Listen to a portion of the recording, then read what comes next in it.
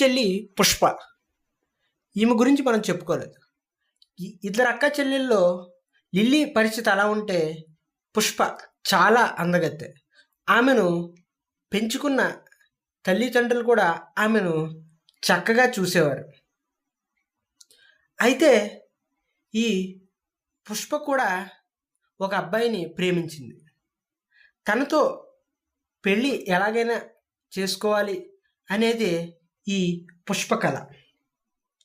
అయితే చాలా రోజులు తనతో ప్రేమలో ఉన్న ఈ పుష్ప ఆ విషయాన్ని వాళ్ళ తల్లిదండ్రులకు చెప్పింది. వాళ్ళ తల్లిదండ్రులు ససమీర ఒప్పుకోలేదు. నిన్ను ఇంతకాలం పెంచింది ఇందుకేనా అని పుష్పను చాలా ఒత్తిడికి గురి చేశారు. పుష్ప ఎన్ని రకాలుగా చెప్పినా కూడా వాళ్ళ పెంచిన తల్లిదండ్రులు ఒప్పుకోలేదు. ఒకరోజు పుష్ప వాళ్ళ అమ్మ చనిపోతుంది హాస్పిటల్. అప్పుడు పుష్ప చాలా దిగాలుగా నాన్నగారిని, దయచేసి నన్ను ఒప్పుకోండి, లేదు అని అంటే నేను కూడా అమ్మలాగానే చనిపోతాను అని పుష్ప ఆ పెంచిన తండ్రిని పట్టుకుని ఏడుస్తుంది. సరే అని అతను ఆ పెళ్ళి ఇష్టం లేకపోయినా కూడా పుష్ప ప్రేమించిన అబ్బాయితోనే పెళ్లి చేస్తాడు. పెళ్లి చేసినప్పుడు కొన్ని రోజులు బాగానే ఉంటుంది. రాను రాను వాళ్ళు చాలా ఇబ్బందులకు గురవుతారు. అయితే వాళ్ళ ఇంట్లో డైలీ గొడవలు జరుగుతూ ఉండేవి. అబ్బాయి వాళ్ళ పేరెంట్స్కి, అదేవిధంగా పుష్ప వాళ్ళ నాన్నకి ఎప్పుడు కూడా ఏదో ఒక గొడవ జరుగుతూ ఉండేది.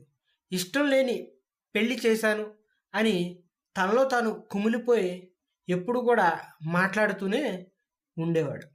అయితే సడన్గా ఒకరోజు గొడవ పెద్దదైన తర్వాత పుష్ప వాళ్ళ తండ్రి వాళ్ళు చంపేశారు అతి కిరాతకంగా. అయితే దీని నుండి ఎలా తప్పించుకోవాలి అని పుష్ప ఏం చేయాలో అర్థం కాక, అటు భర్త చంపాడని చెప్పలేక, ఇటు తండ్రి చనిపోయాడు, దానికి కారణం నా భర్తే అని పోలీసుల ముందు ఎలా చెప్పాలి అనే వేదనతో తను ఉండిపోయింది. ఇది ఇలా ఉన్నప్పుడు తను డిప్రెషన్లోకి వెళ్ళిపోయింది. మెల్లమెల్లగా రోజు రోజు వాళ్ళ ఇంట్లో గొడవలు ఎక్కువైతాయి. పోలీసులు తనను అడిగినప్పుడు ఏం చెప్పాలో అర్థం కాలేదు.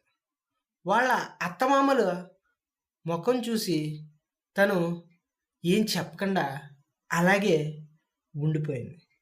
నేను ప్రేమించిన అబ్బాయి వల్ల నా తండ్రి చనిపోయాడు అని తనకు అర్థమైంది.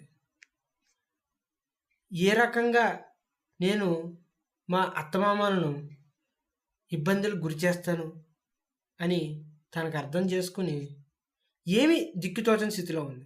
లిల్లీని అడుగుదామని అంటే లిల్లీ పరిస్థితే చాలా దారుణంగా ఉంది. పుష్ప ఎటు చూసినా కూడా బాధపడింది. ఆఖరికి తన తల్లి సమాధి దగ్గరికి వెళ్ళి, నేను ఏం తప్పు చేశానో తెలియదు, కానీ పెంచిన తల్లి తండ్రిని కోల్పోయాను, చిన్నప్పుడే కన్నవాళ్లను కోల్పోయాను. సొంత చెల్లి లిల్లీ యొక్క పరిస్థితి దారుణంగా